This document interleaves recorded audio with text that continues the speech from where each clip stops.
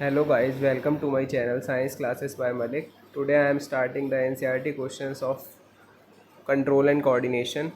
So question first, difference क्या है reflex action और वॉकिंग में। तो रिफ्लेक्स एक्शन जो है हमारे इनवॉलेंट्री एक्शन होते हैं, ठीक है, मतलब जो हमारी मर्जी के बिना होते हैं, जो अकर होते हैं in response to stimuli. Stimuli होता है हमारा चेंज इन इन्वायरमेंट, जब कुछ इन्वायरमेंट में चेंज आता है।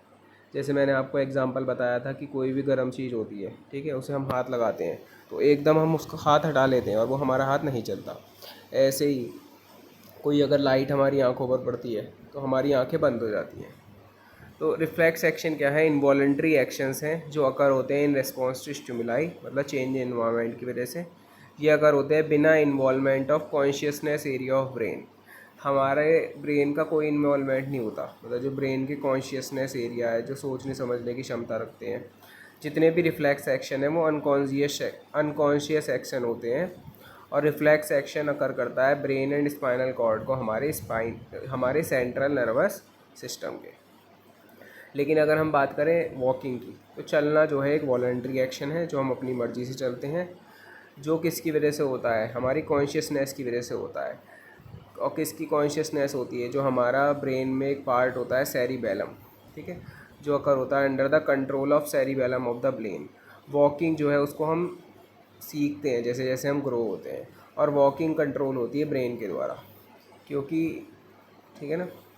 तो ये वॉलंटरी एक्शन है, वॉकिंग वॉलंटरी एक्शन है, और जो हमारा रिफ्लेक्स एक्शन है वो हमारा इनवॉलंटरी एक्शन है। ऊपर वाले केस में कोई कॉन्शियसनेस की ज़रूरत नहीं होती ब्रेन के, लेकिन नीचे वाले में हमारी ब्रेन की कॉन्शियसनेस की ज़रूरत होती है। क्या होता है साइनेप्स में, साइनेप्स पर दो न्यूरॉन के बीच में, ठीक है, हमें पता है जो दो न्यूरॉन हैं वो जुड़े रहते हैं एक दूसरे से साइनेप्स के थ्रू। जो डेंड्राइट है एक न्यूरॉन का, वो जुड़ा रहता है नर्व एंडिंग से अदर न्यूरॉन के। तो साइनेप्स के बीच में दो न्यूरॉन के इलेक्ट्रिक सिग्नल कन्वर्ट होते हैं केमिकल में, ठीक है ना, क्योंकि हमें पता है जो हमारे सिग्नल्स हैं वो इलेक्ट्रिकल और केमिकल फॉर्म में ट्रेवल करते हैं।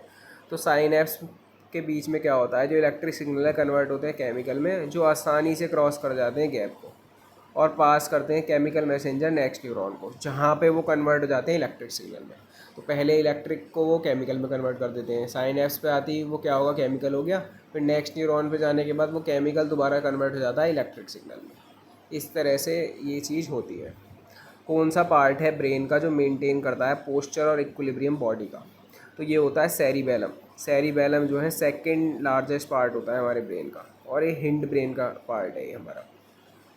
पता ही होगा तीन टाइप्स होते हैं ब्रेन के, फोर ब्रेन, मिड ब्रेन और हिंड ब्रेन। तो सेरिबेलम जो एक पार्ट है हिंड ब्रेन का, रेस्पॉन्सिबल होता है कंट्रोल करने के लिए मोटर फंक्शनिंग को। Hence it is the part reengage in the maintenance of posture and equilibrium of body. किस तरह हम डिटेक्ट करते हैं स्मेल ऑफ अगरबत्ती। अगरबत्ती को हम इंसेंस स्टिक भी बोलते हैं, उसकी हमें स्मेल कैसे डिटेक्ट होती है, ठीक है ना। तो जो हमारी नाक के अंदर रिसेप्टर होता है उसका काम होता है, तो जो स्मेल है अगरबत्ती की वो हमारी नाक के द्वारा डिटेक्ट होती है। और नाक के अंदर जो हमारा रिसेप्टर होता है वो होता है ऑल्फैक्टरी रिसेप्टर, वो इलेक्ट्रिक सिग्नल भेजता है हमारे फोर ब्रेन को। किसको, फोर ब्रेन को।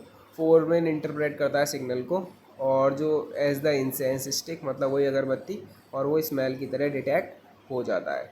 हमारे दिमाग का क्या रोल है रिफ्लेक्स एक्शन में, ठीक है ना। तो रिफ्लेक्स एक्शन जो है हमारा क्या होता है, जिसमें हमारे सिग्नल जो है हमारे इलेक्ट्रिक सिग्नल वो स्पाइनल कॉर्ड से वापस आ जाते हैं।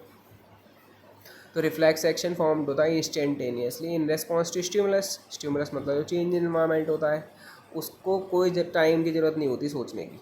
For instance the sensory nerve that detect the heat. जो सेंसरी नर्व है, जैसे हमने किसी बर्तन को छुआ गर्म को, ठीक है, जो उस डिटेक्ट करता है हीट को, वो कनेक्ट रहती है नर्व से, जो मूव कराती है मसल्स को हैंड की, ठीक है ना। कोई भी हम गर्म चीज़ को छूते हैं एकदम हम हटा लेते हैं और हमारा हाथ जलने से बच जाता है।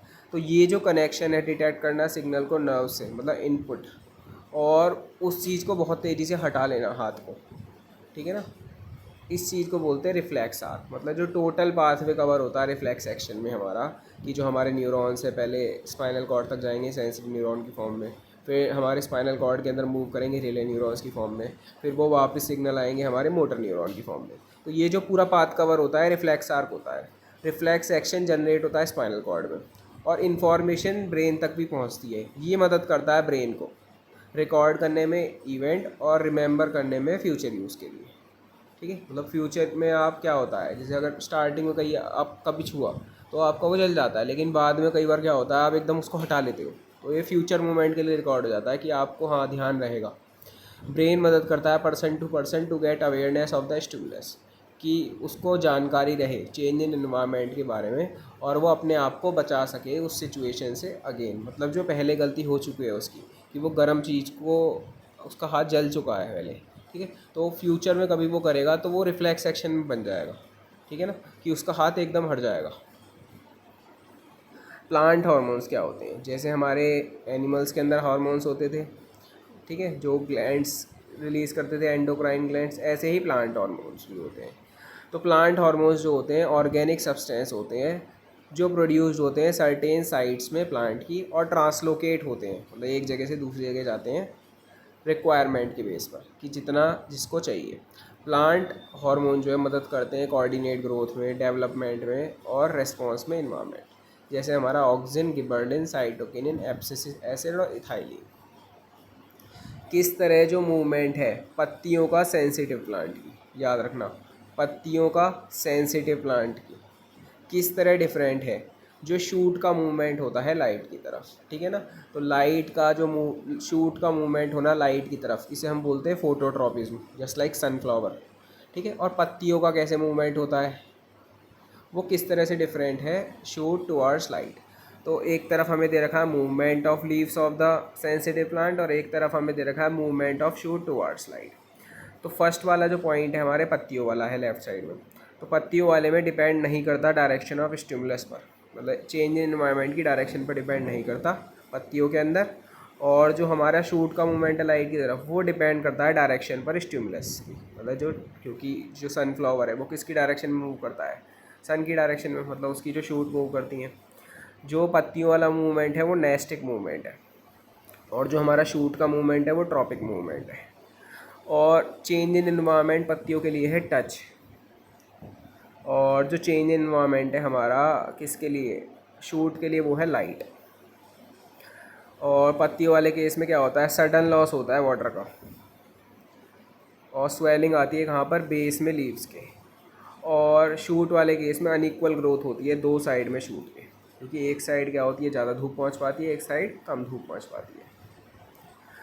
ये ग्रोथ मूवमेंट नहीं है पत्ती वाला, लेकिन जो हमारा शूट का मूवमेंट होता है लाइट की तरफ, ये ग्रोथ मूवमेंट होता है।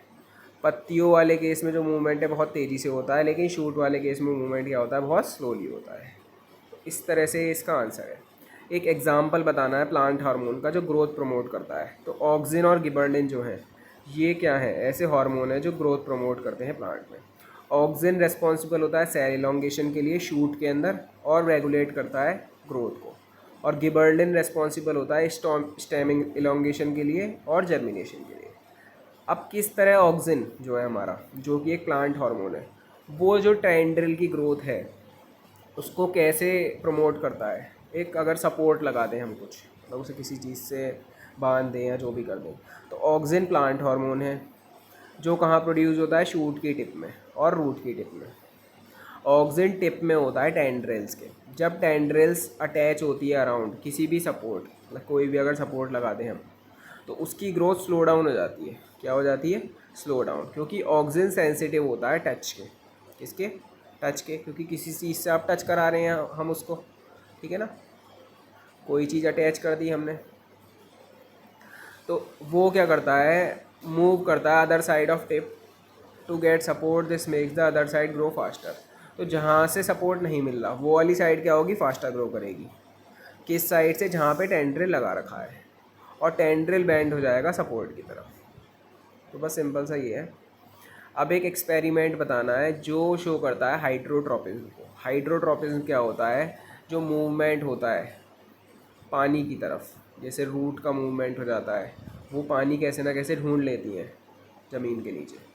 तो इसी चीज़ को हमें एक एक्सपेरिमेंट से एक्सप्लेन करना है। तो प्रोसीजर क्या है, एक सीडलिंग लो वेजल के अंदर जिसमें मिट्टी हो, उस सीडलिंग के बगल में एक पोरस पॉट लो जिसके अंदर पानी है, उसको कुछ दिनों के लिए छोड़ दो।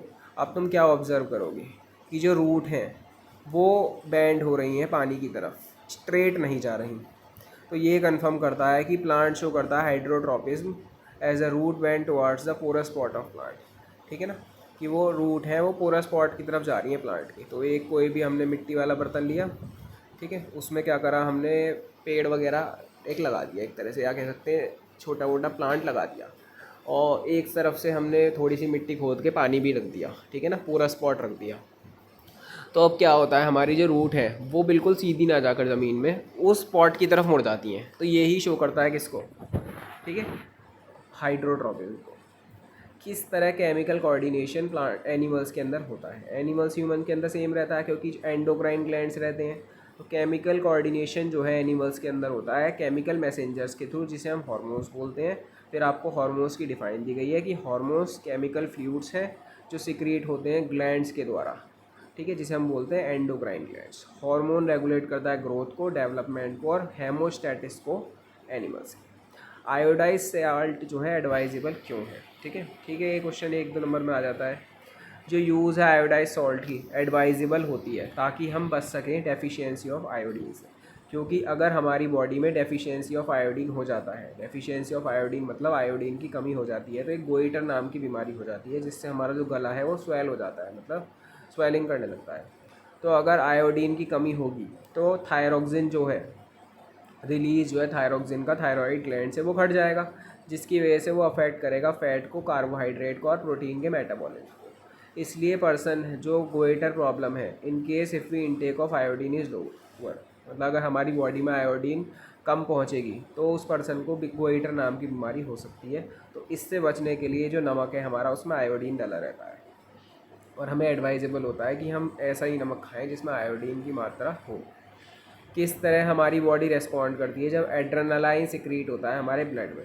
मैंने आपको नोट्स में भी बताया कि एड्रेनालाइन हार्मोन जो है हमारा इमरजेंसी हार्मोन होता है, वो इमरजेंसी के केस में सिक्रीट होता है, ठीक है ना, जैसे हम बहुत डरे हुए होते हैं तब केस में, बहुत सारी चीज़ें होती हैं। तो एड्रेनालाइन हार्मोन जो है सिक्रीट होता है लार्ज अमाउंट में जब पर्सन डरा हुआ होता है, मेंटली डिस्टर्ब होता है, और जब वो हमारे हार्ट तक पहुंचता है तो वो बीट करता है फास्टर ताकि ज़्यादा सप्लाई हो हमारी ऑक्सीजन की मसल्स तक। ब्रीथिंग रेट इंक्रीज़ होता है क्योंकि जो हमारा डायफ्राम है वो कॉन्ट्रैक्ट होता है, और जो हमारी मसल्स हैं वो भी सिकुड़ती हैं। ये रेस करता है ब्लड प्रेशर को, और जिसकी वजह से ज़्यादा ग्लूकोज हमारे ब्लड के अंदर आता है। जितने भी ये रेस्पॉन्स है टुगेदर, ये हमारी बॉडी को इनेबल करते हैं कि हम इमरजेंसी सिचुएशन से डील कर सकें, ठीक है ना। इमरजेंसी सिचुएशन से डील करने का मतलब आपको अगर बहुत तगड़ा गुस्सा आ रहा है तो आप किसी को भी पीट सकते हो अपने से ताकतवर बनने को। एड्रेनालाइन एक हार्मोन है जो सिक्रीट होता है जब पर्सन डरा हुआ होता है, मेंटली डिस्टर्ब होता है। ये शायद दोबारा लिख दिया है सेम।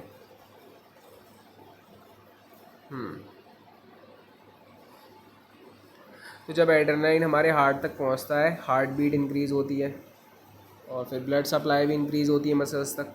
एड्रेनालाइन इंक्रीज़ करता है ब्रीथिंग रेट क्योंकि डायफ्राम और रिब मसल कॉन्ट्रैक्ट होती है, और एड्रेनालाइन जो है इंक्रीज़ करता है हमारे ब्लड प्रेशर को और अलाउ करता है ज़्यादा ग्लूकोज एंटर हो हमारे ब्लड में।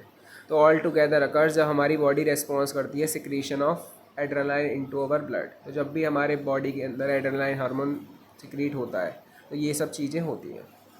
अब जो कुछ पेशेंट है डायबिटीज़ के, उन्हें इंजेक्शन क्यों दिया जाता है इंसुलिन का, ठीक है ना। डायबिटीज़ क्या होती है, जो शुगर के मरीज होते हैं। तो डायबिटीज़ एक कंडीशन है जब जो इंसुलिन हार्मोन है हमारी बॉडी के अंदर लेस प्रोड्यूस हो रहा हो, क्योंकि इंसुलिन को कौन सिक्रीट करता है, जो हमारा पैनक्रियाज है, या फिर स्टॉप हो जाए हमारा इंसुलिन सिक्रीट होना। तो इंसुलिन का काम क्या होता है, वो रेगुलेट करता है ब्लड ग्लूकोज को, क्योंकि वो क्या करता है एक्स्ट्रा ग्लूकोज को ग्लाइकोजन में कन्वर्ट कर देता है। तो जब इंसुलिन प्रोड्यूस ही नहीं होगा तो ब्लड ग्लूकोज लेवल जो है अफेक्ट हो सकती है एडवर्स। तो मेंटेन करने के लिए इंसुलिन और blood glucose level diabetes patient को इंजेक्शन दिया जाता है इंसुलिन के लिए, इंसुलिन का, क्योंकि उसकी बॉडी तो सिक्रिएट कर नहीं रही इंसुलिन, तो उसमें इंसुलिन हार्मोन जो है हमारा, मतलब इंसुलिन के इंजेक्शंस को हमें सिक्रिएट किया जाता है उसकी बॉडी के अंदर ताकि शुगर लेवल को कंट्रोल में ला सके। कौन सा एक प्लांट हार्मोन है, तो इसमें प्लांट हार्मोन है साइटोकिनिन, ठीक है। तो साइटोकिनिन एक प्लांट हार्मोन है, लेकिन जो बाकी के हैं इंसुलिन, थायरोक्सिन और ऑस्ट्रोजन, ये हार्मोन्स है जो प्रोड्यूस्ड होते हैं एनिमल्स में, ठीक है। अभी पढ़ा था इंसुलिन सिक्रीट होता है पैनक्रियाज के द्वारा, थायरॉक्सिन हमारा किस में, थायराइड ग्लैंड के द्वारा गले में जो होता है। ऑस्ट्रोजन हमारा फीमेल्स के अंदर रिलीज़ होता है उनके सेक्स ऑर्गन्स में। जो गैप होता है दो न्यूरॉन्स का उसे क्या बोलते हैं, उसे बोलते हैं साइनेप्स। ठीक है ना, तो बस आपको यही बताना है। बाकी इसमें डेफिनेशन दे रखी है हमारी डेंड्राइट की, एक्सन की और इम्पल्स की, ये सब पढ़ लेना। ब्रेन रेस्पॉन्सिबल होता है किसके लिए, तो थिंकिंग के लिए भी, हार्ट बीट को रेगुलेट करने के लिए भी, और बैलेंस कर बनाने के लिए भी बॉडी का। फंक्शन क्या होता है, रिसेप्टर इन अवर बॉडी। तो जो रिसेप्टर्स हैं हमारे सेंस ऑर्गन्स के अंदर मौजूद रहते हैं। तो रिसेप्टर जो है प्रेजेंट होते हैं थ्रू आउट अवर बॉडी, ज़्यादातर सेंस ऑर्गन में। रिसेप्टर का काम है वो इन्फॉर्मेशन कलेक्ट करता है जो जो चेंज होता है हमारे इन्वायरमेंट में, और उस सिग्नल को भेजता है ब्रेन तक, जो रेंडर करता है effector magnetism against the change. फिर उसका मतलब इफेक्ट दिखाई देता है हमें। जब रिसेप्टर वर्क नहीं करते प्रॉपर्ली तो इन्वायरमेंट स्टिमुलाई जो है वो एबल नहीं हो सकते क्रिएट करना नर्व इम्पल्स, और बॉडी जो है हमारी रेस्पॉन्ड नहीं करती। तो वही क्वेश्चन है इसके बाद की, सिचुएशन बताओ जब रिसेप्टर वर्क नहीं करेंगे। तो जब रिसेप्टर वर्क नहीं करेंगे तो जो चेंज इन्वायरमेंट होगा आपके दिमाग तक पता ही नहीं लगेगा, और जब आपके दिमाग तक पता नहीं लगेगा तो आप उस चीज़ को क्या नहीं कर पाओगे, रेस्पॉन्ड नहीं कर पाओगे। ठीक है ना, जैसे क्या होता है एकदम आँखों पे लाइट पड़ती है तो हमारी आंखें बंद हो जाती है। ठीक है, अगर हमारी आंखों के अंदर रिसेप्टर ही ना होते तो हमारी आंखों को पता ही नहीं लग पाता कि उस पर लाइट गिर रही है, तो वो बंद ही नहीं होती। ठीक है ना, तो बहुत सारे केसेस हैं हमारे। टेस्ट का पता नहीं लगता अगर जीभ में हमारा रिसेप्टर नहीं होता। ठीक है, गर्मी का पता नहीं लगता अगर हमारी स्किन में रिसेप्टर नहीं होता, गर्मी का, ठंड का, ऐसा कुछ पता नहीं चलता। तो रिसेप्टर्स का यही रोल है। न्यूरॉन का स्ट्रक्चर क्या है, तो न्यूरॉन जो है नर्व सेल होते हैं जो फंक्शनल यूनिट होते हैं हमारे नर्वस सिस्टम के। तीन मेन पार्ट है, डेंड्राइट, एक्सन और सेल बॉडी। ठीक है, ये जो पर्पल कलर का पार्ट दिखाई दे रहा है और इसके जो एंडिंग्स है वो डेंड्राइट है। अंदर न्यूक्लियस है हमारा ग्रीन कलर से जो दिखाई दे रहा है, और ग्रीन कलर के आसपास का एरिया वो है सेल बॉडी। फिर हमारा येलो कलर से एरिया दिखाई दे रहा है, उसके अंदर हमारा एक्सन है। ठीक है, और येलो कलर से वो माइलिन शीथ है, और उसके अंदर येलो कलर के अंदर जो डॉट टाइप है वो स्क्वान सेल है, और ये जो एक साथ जुड़े हुए हैं हमारे माइलिन शीथ, ये जुड़े हुए हैं नोड के थ्रू। और उसके बाद लास्ट में ऑरेंज कलर है, और वो है एंड का एक्सन टर्मिनल। और ये जो एक्सन टर्मिनल है, क्योंकि हमारा एक न्यूरॉन तो होता नहीं है बॉडी में, बहुत सारे न्यूरॉन्स होते हैं तो एक दूसरे से कनेक्ट रहते हैं।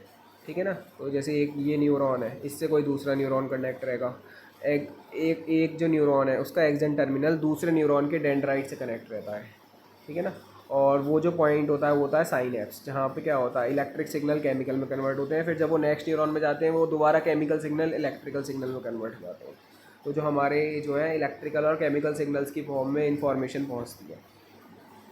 तो डेंड्राइट का काम क्या है, ये इन्फॉर्मेशन डिटेक्ट करता है, उसे सेल बॉडी तक भेजता है। अब सेल बॉडी का काम क्या है, ये ग्रोथ को मेंटेन करता है सेल की। और फिर जो एक्सन है वो मैसेज को ले जाता है दूर सेल बॉडी से और नेक्स्ट न्यूरॉन तक सिग्नल को पहुंचाता है। किस तरह फोटोट्रॉपिज्म जो है हमारा प्लांट में होता है। फोटोट्रॉपिज्म क्या होता है, हमारा लाइट की तरफ जो मूवमेंट होता है, जस्ट लाइक सनफ्लावर का। तो एक डायरेक्शनल मूवमेंट है, और ग्रोथ है प्लांट का लाइट के रेस्पॉन्स में, उसे फोटोट्रॉपिज्म बोलते हैं। फोटोट्रॉपिज्म होता है क्योंकि जब इंक्रीज होता है ऑक्सीजन डार्क साइड में, तो जो डार्क साइड होती है प्लांट की वहाँ पे ऑक्सीजन ज़्यादा होता है, और ऑक्सीजन कम हो जाता है किसमें, इल्यूमिनेटेड साइड में। क्योंकि ज़्यादा ऑक्सीजन होता है पत्ती के अंदर, जो डार्कर साइड है वो ज़्यादा ग्रो करती है किसके मुकाबले, जहाँ पे लाइट पड़ती है। ठीक है ना, क्योंकि ऑक्सीजन जो है डार्कर साइड में ज़्यादा होता है, और जो हमारी इल्यूमिनेटेड साइड है मतलब उसमें ऑक्सीजन जो है कम होता है। और ऑक्सीजन एक ग्रोथ हार्मोन है, तो जो डार्कर साइड है इसलिए ज़्यादा ग्रो करती है किसके मुकाबले, हमारी जो लाइट वाली साइड होती है। कौन से सिग्नल डिसरप्ट होते हैं अगर स्पाइनल कॉर्ड इंजरी हो जाए। ठीक है ना, तो स्पाइनल कॉर्ड से हमारे जो सिग्नल है वो कौन सी सिग्नल जुड़े रहते हैं, वो मतलब जो हमारे कौन सी चीज़ें जुड़ी रहती हैं, जो रिफ्लेक्स सेक्शन होते हैं। क्योंकि रिफ्लेक्स सेक्शन क्या है, उसमें जो सिग्नल है हमारे वो स्पाइनल कॉर्ड से ही लौट के आते हैं। तो स्पाइनल कॉर्ड इंजरी में रिफ्लेक्स सेक्शन पर फ़र्क पड़ता है, और इम्पल्स जो होते हैं वेरियस बॉडी पार्ट से वो ब्रेन तक नहीं पहुँच पाते, और मैसेज जो है ब्रेन से वो कंडक्ट नहीं कर सकते वेरियस ऑर्गन्स में बॉडी के। किस तरह केमिकल कोऑर्डिनेशन प्लांट्स के अंदर होता है, तो प्लांट की जो ग्रोथ है, उनके डेवलपमेंट है, और उनका रेस्पॉन्स होना स्टिमुलस के खिलाफ, मतलब इन्वायरमेंट, वो कंट्रोल एंड कोऑर्डिनेट होता है किसके द्वारा, केमिकल सब्सटेंस के द्वारा, जो कि हार्मोन्स होते हैं। हार्मोन्स प्रोड्यूस होते हैं एक पार्ट में प्लांट के और ट्रांसपोर्ट होते हैं हर नीडी पार्ट में प्लांट के। 5 मेजर तरह के जो फाइटो हार्मोन है वो है, मतलब जो एक प्लांट हार्मोन को हम फाइटो हार्मोन भी बोलते हैं, वो है auxin, gibberellin, cytokinin, abscisic acid और इथाइलिन। अगर हम बात करें शुरू के 4 की, ठीक है, मतलब अगर हम बात करें किस किस की, ऑक्सिन की, गिबरेलिन की, साइटोकिनिन की और इथाइलिन की, ये ग्रोथ प्रोमोटर हार्मोन है, मतलब जिसकी वजह से प्लांट में ग्रोथ होती है, और जो ग्रोथ को रोकता है वो है एब्सिसिक एसिड। अब ज़रूरत क्या है हमारी सिस्टम की, कंट्रोल एंड कोऑर्डिनेशन की ऑर्गेनिज्म में। तो बहुत सारे ऑर्गन्स होते हैं हमारे ऑर्गेनिज्म के अंदर, ये organs carefully control and coordinate होते हैं सर्वाइवल और ऑफ ऑर्गेनिज्म के लिए। In the body of organism बहुत सारे फ्लूइड सिक्रीट होते हैं ग्लैंड्स के द्वारा, क्योंकि जो हमारे एंडोक्राइन ग्लैंड्स हैं वो हार्मोन्स रिलीज करते हैं, एक तरह से वो फ्लूइड की फॉर्म में होते हैं। ये हार्मोन रेस्पॉन्सिबल होते हैं ग्रोथ और डेवलपमेंट के लिए ऑर्गेनिज्म के। जितने भी डेली डिसीजन है, जैसे वॉलंटरी एक्शन जो हमारी मर्ज़ी से होते हैं, और इनवॉलंटरी एक्शन जो हमारी मर्ज़ी से नहीं भी होते, जस्ट लाइक हार्ट बीट, ठीक है। वॉलंटरी में क्या आ गया, जस्ट लाइक वॉकिंग, और इनवॉलंटरी में क्या आ गया, जैसे हार्ट बीट। ये कंट्रोल होते हैं सेंट्रल नर्वस सिस्टम के द्वारा। कोऑर्डिनेशन ज़रूरत होता है ऑल ह्यूमन एक्टिविटीज़ के लिए जब हम परफॉर्म करते हैं, और जो हमारा नर्वस सिस्टम है वो रिसीव करता है इन्फॉर्मेशन सराउंडिंग से, जो प्रोसेस्ड होती है, और फिर रेस्पॉन्स भी हम देते हैं उसका। जो एंडोक्राइन सिस्टम है वो मदद करता है इंटीग्रेट करने में वेरियस मेटाबॉलिक एक्टिविटी, जैसे रिप्रोडक्शन, डेवलपमेंट और जितने भी रिफ्लेक्स एक्शन होते हैं, ठीक है, इन सब चीज़ों को। और जो हार्मोनल सिस्टम है प्लांट में वो मदद करता है फोटोसिंथेसिस की प्रोसेस में, क्योंकि उसको ज़रूरत होती है कार्बन डाइऑक्साइड की, वाटर की और सनलाइट की, क्या प्रिपेयर करने के लिए, फूड प्रिपेयर करने के लिए। स्टोमेटल ओपनिंग जो है लीव्स में, क्योंकि जो एक्सचेंज ऑफ गैसेस होती हैं प्लांट्स के अंदर वो स्टोमेटा के थ्रू होती हैं, तो स्टोमेटा का ओपनिंग होना पत्तियों के अंदर वो अलाउ करता है CO2 को। रूट बैंड होती है पानी की तरफ, और स्टेम ग्रो होती है सनलाइट की तरफ, और जो टेंड्रिल्स हैं क्लिम्बिंग प्लांट्स में वो सपोर्ट होती है हार्मोनल सिस्टम से प्लांट बॉडी। तो हमें कंट्रोल एंड कोऑर्डिनेशन सिस्टम की इस तरह से ज़रूरत पड़ती है किसमें, हमारे ऑर्गेनिज्म के अंदर। अब जो इन्वॉलंटरी एक्शन है और रिफ्लेक्स एक्शन है वो कैसे कैसे डिफरेंस है, क्योंकि हमारा जो रिफ्लेक्स एक्शन है, ठीक है, वो उसमें क्या होता है, हमारा सिग्नल स्पाइनल कॉर्ड से लौट के आता है, और ऐसे ही हमारा क्या है इन्वॉलंटरी एक्शन, जो हमारी मतलब बिना कॉन्शियसनेस के होते हैं हमारे, मतलब बिना मर्जी के हमारे एक तरह से। तो रिफ्लेक्स एक्शन क्या है हमारा, रैपिड ऑटोमेटिक रेस्पॉन्स है स्टिमुलस के खिलाफ, मतलब चेंज इन एनवायरनमेंट के, जिसमें कॉन्शियसनेस इन्वॉल्वमेंट नहीं होता हमारे ब्रेन का। और इन्वॉलंटरी एक्शन है, ये होता है बिना कॉन्शियसनेस के ऑर्गेनिज्म के, ठीक है ना, जैसे हमारे हार्ट, मतलब heart beat, beating of heart beat, ठीक है, ये हो गया। और रिफ्लेक्स एक्शन में क्या होता है, कोई भी अगर गर्म चीज़ हम छूते हैं और एकदम हम हाथ हटा लेते हैं और वो हमारा हाथ जलने से बच जाता है, तो इस तरह आप एग्जांपल समझ सकते हैं। रिफ्लेक्स एक्शन कंट्रोल होता है स्पाइनल कॉर्ड के द्वारा, लेकिन इन्वॉलंटरी एक्शन जो है कंट्रोल होता है मिड ब्रेन के द्वारा या फिर मेडुला ऑब्लोंगटा के द्वारा। रिफ्लेक्स एक्शन बहुत क्विक होता है, बहुत तेज़ होता है और इंस्टेंटेनियस होता है, और इन्वॉलंटरी एक्शन उसके मुकाबले स्लोअर होता है। रिफ्लेक्स एक्शन में को इन्वॉल्व होती है कोई भी मसल या फिर कोई ग्लैंड, और इनवॉलेंट्री एक्शन के अंदर केवल स्मूथ मसल्स होती हैं इन्वॉल्व, जैसे हार्ट बीट कम, मतलब धड़कना, ठीक है ना, बीटिंग ऑफ हार्ट बीट, तो उसमें क्या होती है, वो कार्डियक मसल होती है हमारी हार्ट के अंदर। ये कंडीशनड होता है हमारा कौन, रिफ्लेक्स एक्शन, और ये इसका कोई प्रभाव नहीं होता है एक्सटर्नल कंडीशनिंग पे। एग्जाम्पल क्या है इसके, जैसे आँखों का झपकना, मुंह में थूक आना, रिफ्लेक्स एक्शन होता है। एग्जाम्पल क्या है हमारे किसके, इनवॉलंटरी एक्शन के, जैसे बीटिंग ऑफ हार्ट या फिर ब्लड का सर्कुलेट होना, ठीक है। अब हमें बताना है, कंपेयर और कंट्रास्ट करना है नर्वस और हार्मोनल मैकेनिज्म का, किसके अंदर, मतलब कंपेयर करना है, हमें कंपेयर और कंट्रास्ट करना है नर्वस और हार्मोनल मैकेनिज्म का कंट्रोल एंड कोऑर्डिनेशन का एनिमल्स में। अब नर्वस कंट्रोल है, तो नर्वस कंट्रोल में क्या होता है, कंसिस्ट करता है इम्पल्स किसके बीच में, पेरिफेरल नर्वस सिस्टम के बीच में, सेंट्रल नर्वस सिस्टम के बीच में और ब्रेन में, ठीक है। ये तो फर्स्ट पॉइंट हो गया किसका, हमारा नर्वस सिस्टम का। और हार्मोनल में क्या क्या होता है, एंडोक्राइन सिस्टम होते हैं और एंडोक्राइन ग्लैंड्स होते हैं एक तरह से, जो सिक्रीट करते हैं हार्मोन्स को डायरेक्टली हमारे ब्लड के अंदर।